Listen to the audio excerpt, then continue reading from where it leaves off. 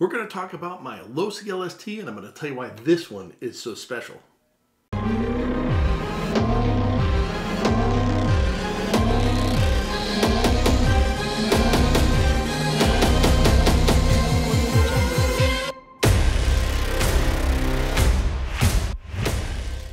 The Losi LST was introduced in 2004, and it was very innovative at the time. It had a lot of features that we just didn't see anywhere else. And the first thing that makes this truck so special is that it's the original version of the Losi LST. So it has a lot of things on here that trucks after it did not have.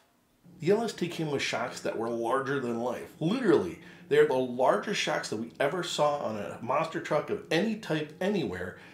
Even today, there hasn't been a shock that's been as big. I mean, here's a shock off my 10 scale short course truck, and you can see the size difference. They're massive and they are ultra smooth.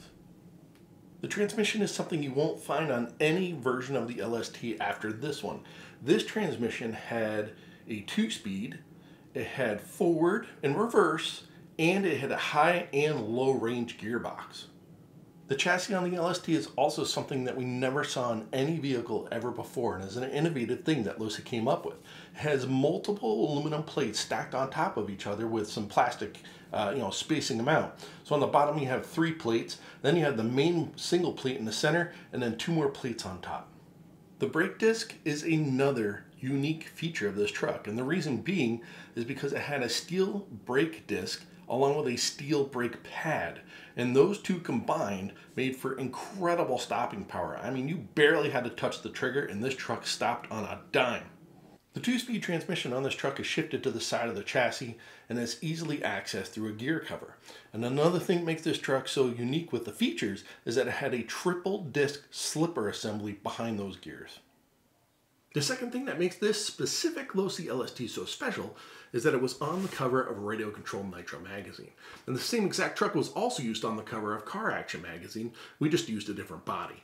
But yes, it was done for both magazines, and this body was one that we got clear from Horizon. We sent it off to our man Bill Zegers in Florida, and he gave it this sweet custom paint job for the specific Nitro cover.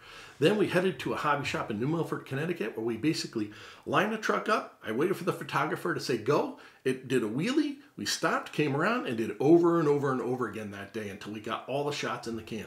The engine ran perfect the entire time, and it pulled a wheelie predictably the entire time as well. Here are more photos from our day of the cover shoot with the Losi LST with the stock body on it. Lots of fun. I absolutely loved driving this truck for the photos, loved testing the truck, and I still have it today for that reason. It's been a long time since this truck has hit the dirt, and the last thing that makes this one so special is that it was driven by Tony Campos from Static X. I got to be a little bit friendly with the guys when we did some photo shoots with them back in the early days of Car Action Nitro, and I went and picked up Tony when they came to Toad's Place in New Haven, brought him to Wolcott Hobbies in Wolcott, Connecticut with a bunch of RC cars, and this truck he drove the most out of all of them, beat the living daylights out of it, so the body's not as nice as it used to be, and had an absolute blast. The only thing that stopped us from running this truck was that the wheel hex stripped out, which is something that was common back in the day with trucks of this size and weight and such a small hex size. But he had an absolute blast, and he was the last one to drive it. I love this truck so much that it's one of the very few out of the hundreds that I've had that I actually held on to. And during the years of my being at Car Action and doing reviews, I kept a whole bunch of different versions of the Losi LST that I reviewed on purpose. And they are all for spare parts for this truck. I also collected a bunch of parts through the years so that I can take and drive this truck whenever I want, not have to worry about it breaking, because I have a ton of spare parts, replacement trucks, all that stuff ready to go. So if something does break, then I'll be able to take care of it. But yeah, hands down, my favorite monster truck of all time as far as independent suspension, nitro powered monster trucks go.